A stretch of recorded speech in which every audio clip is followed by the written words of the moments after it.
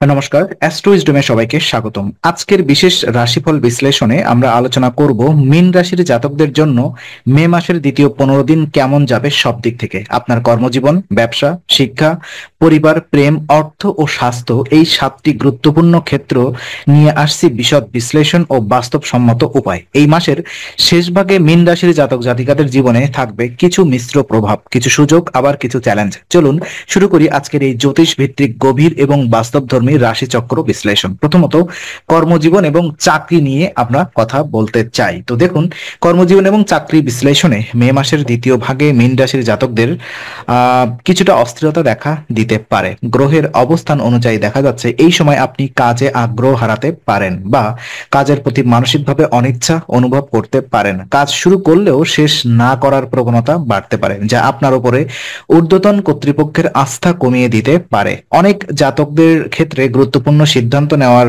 দ্বিধা সৃষ্টি হতে পারে। বিশেষ করে যারা প্রশাসনিক, ব্যাংকিং বা মিডিয়া সংক্রান্ত কাজে যুক্ত, তাদের জন্য এই সময়টা কিছুটা চ্যালেঞ্জিং। সহকর্মীদের সঙ্গে সম্পর্কেও কিছুটা টানাপোড়েন দেখা দিতে পারে। আপনি হয়তো কোনো বিশেষ সহানুভূতি আশা করবেন, কিন্তু তারা হয়তো বিরূপ প্রতিক্রিয়া দেখাতে পারে। এটি আপনার মানসিক চাপ আরো বাড়তে পারে বা বাড়াতে পারে। তাই এই সময় শান্ত থাকা ও খোলামেলা আলোচনার মাধ্যমে বিষয়গুলো মিটিয়ে নেওয়াই শ্রেয়। যারা নতুন চাকরি খুঁজছেন, তাদের জন্য এই সময়টা অপেক্ষাকৃত ধীর।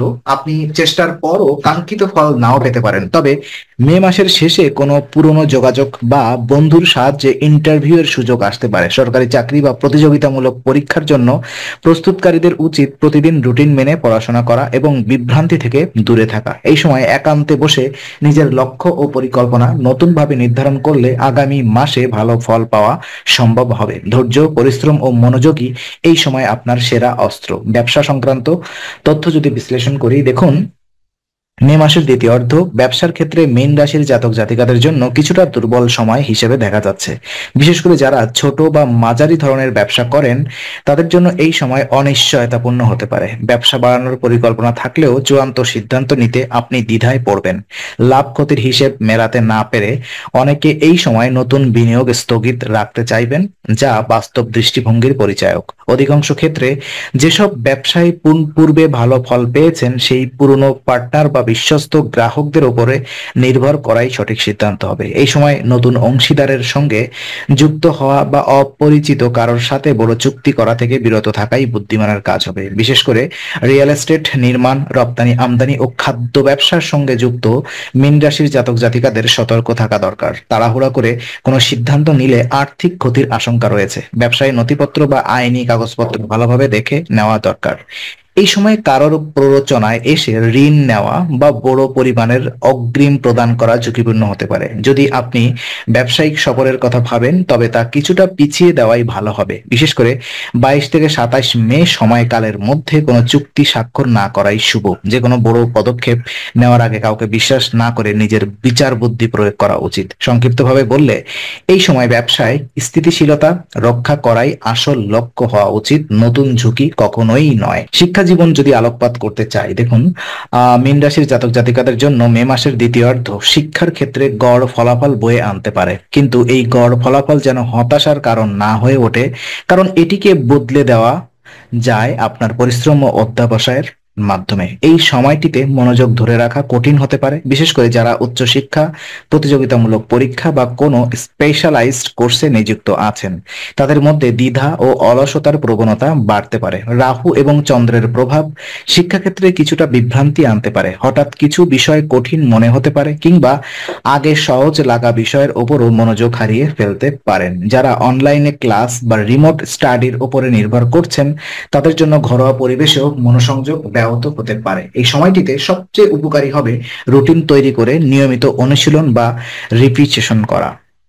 পুনরাবৃত্তি ও ছোট ছোট লক্ষ্য স্থাপন করে পড়াশোনা করলে ফোকাস বাড়বে এবং ফলাফল উন্নত হবে। গ্রুপ স্টাডির বদলে একা একা পড়লে মনোযোগ কিছুটা বেশি থাকবে। এই সময় কোনো পুরনো শিক্ষক বা গাইডের সাহায্য এই সময় আপনাকে অনেকটাই পথ দেখাতে পারে। অন্যদিকে যারা সৃজনশীল বিষয় যেমন আর্টস, মিউজিক বা ফিল্ম স্টাডিজ নিয়ে পড়ছেন, তাদের জন্য সময়টা কিছুটা ভালো, কিন্তু এরাও যদি আত্মতুষ্ট হয়ে থাকেন তবে সমস্যায় পড়তে পারেন, তাই সচেতন থাকাই শ্রেয়।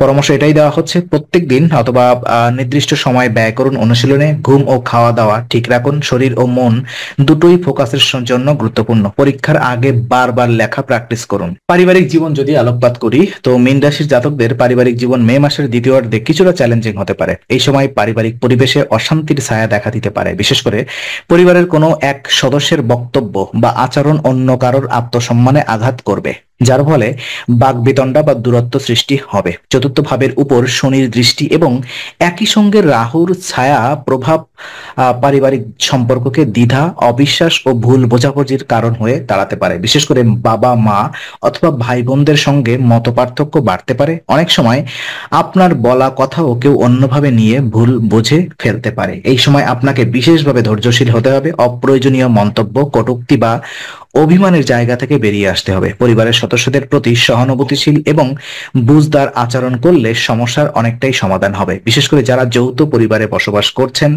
তাদের মধ্যে গোপন অভিমান জমে যাওয়ার আশঙ্কা বেশি, তাই প্রত্যেকের দৃষ্টিভঙ্গিকে গুরুত্ব দিয়ে নিজের বক্তব্য শান্তভাবে তুলে ধরার চেষ্টা করুন। তো পরামর্শ এটাই থাকছে, প্রতিদিন অন্তত 15 মিনিট পরিবার নিয়ে হাসি খুশি সময় কাটানোর চেষ্টা করুন। ওম শান্ত শান্তি শান্তি মন্ত্র জপ করুন প্রতিদিন সকালে।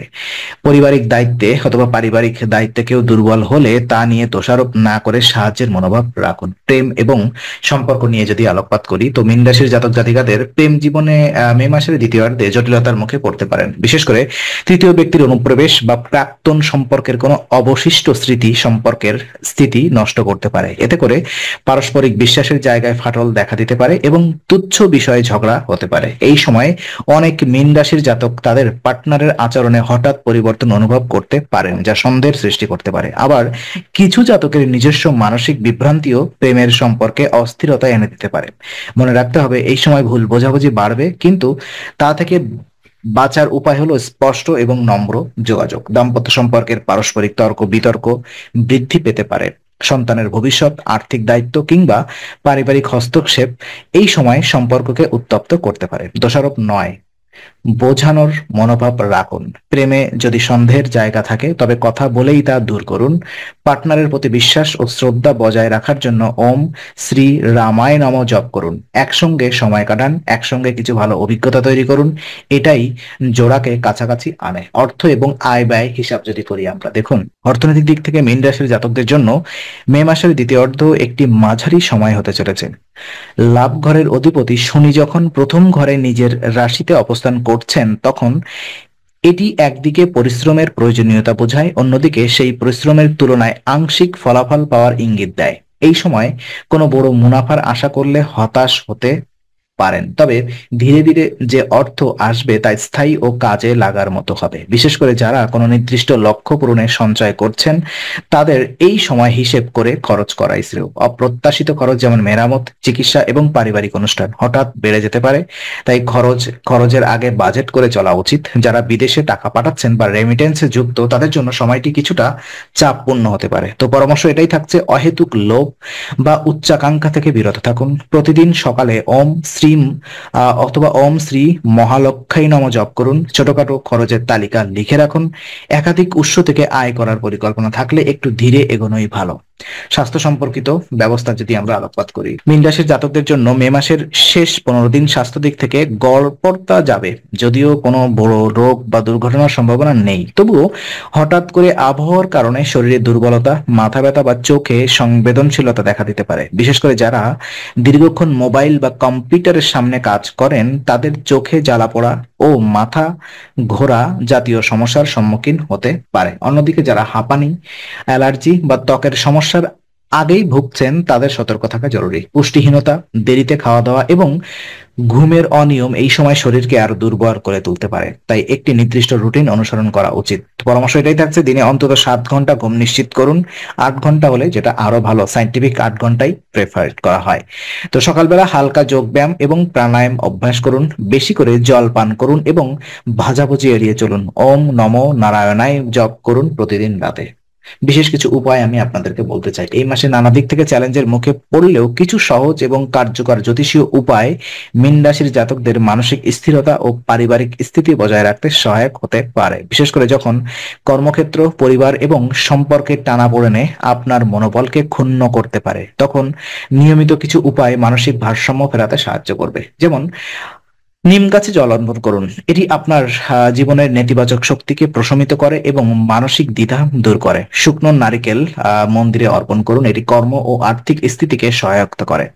শান্তি মন্ত্র জপ, ওম শান্তি শান্তি শান্তি, প্রতিদিন সকালে ও রাতে 3 বার উচ্চারণ করুন। এছাড়া বিশেষ কোনো সংকটের সময় ওম নমঃ শিবায় 11 বার জপ করুন। এই উপায়গুলো নিয়মিত পালন করলে আপনি মনের স্থিতি ও পারিবারিক শান্তি বজায় রাখতে পারবেন।